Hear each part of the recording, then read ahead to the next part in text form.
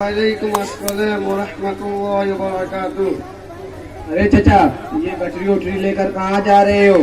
खैरियत तो है? बेटा गया था बाजार करने। चचा, इस उम्र में आप बाजार गए थे? आपके बच्चे नहीं है क्या? बच्चे को तो ना पूछो, लड़का लड़की पोता पोती सब मिलाकर 20-25 बच्चे हैं।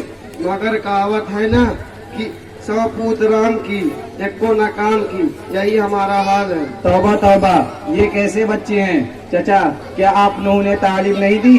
नहीं बेटा, हमने सोचा अगर ये हाफिज मौलवी बनेगा तो 2-3 हजार में किसी मस्जिद या मदरसे में नौकरी करेगा, 2-3 हजार में खुद क्या खाएगा, मुझे क्या खिलाएगा, इसीलिए नहीं पढ़ाया।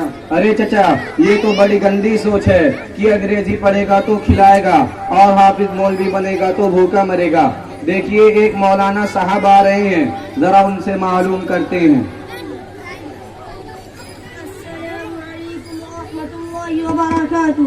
वालेकुम अस्सलाम वरहमतुल्लाहि वबरकातुह। मौलाना साहब, हम आपके मदरसे में पढ़ते हैं और ये चचा कह रहे हैं कि हाफिज मौलवी 2-3 हजार पर नौकरी करते हैं, ये खुद क्या खाएंगे और बीवी बच्चों को क्या खिलाएंगे? मौलाना साहब, जरा आप इन्हें समझाइए। ला हौला वला कुव्वता इल्ला बिल्लाह। देखिए चचा, ये सिर्फ आपकी नहीं बल्कि अक्सर लोगों की यही सोच है कि हाफिज मौलवी कमा खा नहीं पाते। ये बहुत गंदी सोच है, बल्कि खिलाने पिलाने वाली जात तो अल्लाह पाक की है, वही रोजी देता है, वही खिलाता पिलाता है। अगर रोजी का ताल्लुक डिग्रियों से होता तो अनपढ़ लोग भूखे मर जाते, लेकिन ऐसा नहीं है। आपने देखा होगा जिनको दस्तखत करने भी नहीं आता, उनका नाम बड़े बड़े सेठों में शुमार किया जाता है।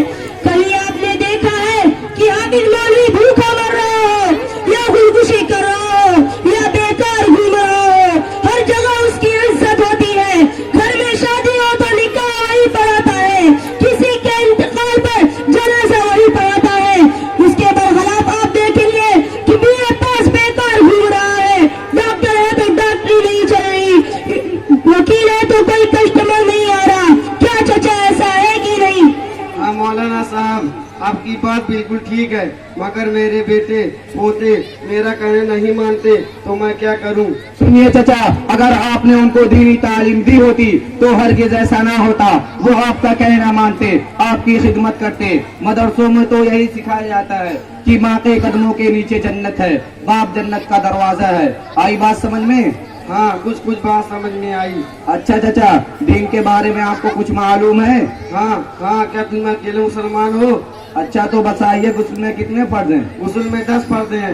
नंबर 1 पानी का होना, नंबर 2 मंजन और बरस का होना, नंबर 3 तौलिया और लुंगी का होना, नंबर 4 लोटा और बाल्टी का होना, नंबर 5 कपड़े उतार कर नल पर जाना, नंबर 6 सतर को छिपाने के लिए चड्ढी का होना, नंबर 7 इस्तेंजा करना, नंबर 8 बैतुल खला जाना, नंबर 9 वضو करके जुमा की नमाज पढ़ना, नंबर 10 सबसे अहम बात ठंडी में गर्म पानी का होना।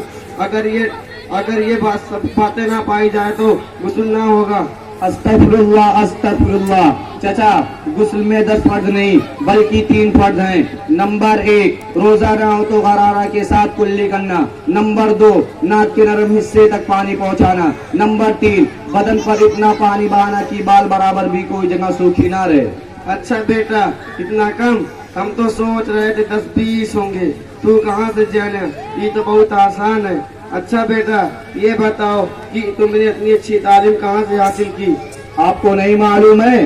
उटाना आजमगढ़ में मदरसा इस्लामिया नसीरुल उलूम नाम से एक मदरसा चलता है, वहीं से सीखा है। अच्छा बेटा, बताओ इस मदरसे में क्या क्या पढ़ाया जाता है? इस मदरसे में कुरान शरीफ, Urdu, Hindi, English, math, geography, history और कंप्यूटर का बेहतरीन नज़्म है और कुरान शरीफ की भी तालीम दी जाती है। इसमें जो पीरी दीनी की पढ़ाई होती है, इंशाअल्लाह हम भी अपने बच्चों का इसी मदरसे में दाखिला कराएंगे। अच्छा तो हम चलते हैं। अस्सलामु अलैकुम व रहमतुल्लाहि व बरकातुहू। वालेकुम अस्सलाम व रहमतुल्लाहि व बरकातुहू।